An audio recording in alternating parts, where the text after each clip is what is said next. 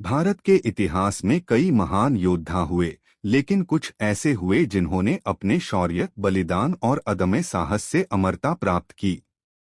ऐसा ही एक नाम है महाराणा संग्राम सिंह, जिन्हें हम राणा सांगा के नाम से जानते हैं।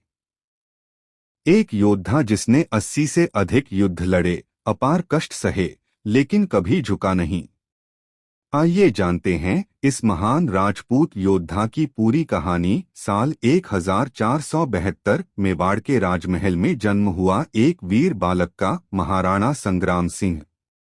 वे राणा रायमल के पुत्र और महान योद्धा राणा कुंभा के पोते थे। बचपन से ही वे युद्धकला और शासन की शिक्षा ले रहे थे। लेकिन मेवाड़ की सत्ता पर संकट था। राजगद्दी के लिए भाइयों में संघर्ष चल रहा था। गद्दी के संघर्ष में राणा सांगा को भी गंभीर चुनौतियों का सामना करना पड़ा, लेकिन अंततः 1508 में वे मेवाड़ के शासक बने। इसके बाद उन्होंने अपने जीवन का हर क्षण मेवाड़ की रक्षा और विस्तार के लिए समर्पित कर दिया। राजा बनते ही राणा सांगा ने मेवाड़ को एक शक्तिशाली राज्य बनाने के लिए कई युद्ध लड़े। उन्होंने मालवा, गुजरात और दिल्ली के सुल्तानों को चुनौती दी और अपार विजय प्राप्त की। दिल्ली के सुल्तान इब्राहिम लोदी से हुए खतौली 1517 और धौलपुर 1519 के युद्धों में राणा सांगा ने जबरदस्त जीत दर्ज की।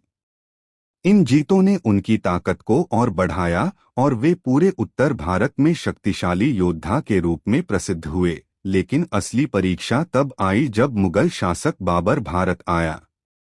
1527 में खानवा के मैदान में राणा सांगा और बाबर की सेना के बीच भीषण युद्ध हुआ। राणा सांगा की सेना ने बहादुरी से लड़ाई लड़ी, लेकिन बाबर की तोपों और कुटिल रणनीति के कारण युद्ध उनके पक्ष में चला गया। इस युद्ध में सबसे बड़ा आघात तब लगा जब राणा सांगा को उनके ही सरदारों ने धोखा दे दिया। लेकिन यह हार उन्हें तोड़ नहीं सकी, बल्कि उन्होंने फिर से एक नई सेना संगठित करने की योजना बनाई। खानवा की हार के बाद भी राणा सांगा रुके नहीं। उन्होंने फिर से सेना तैयार करने का संकल्प लिया, लेकिन उनके अपने ही सरदारों को यह स्वीकार नहीं था। उन्होंने विश्वासघात किया और 1528 में राणा सांगा को जहर देकर मार दिया गया। राणा सांगा केवल एक नाम नहीं, बल्कि साहस, बलिदान और निष्ठा का प्रतीक हैं। उनका जीवन हमें सिखाता है कि सच्चे योद्धा कभी हार नहीं मानते। वे एक ऐसे राजा थे जिन्होंने अपार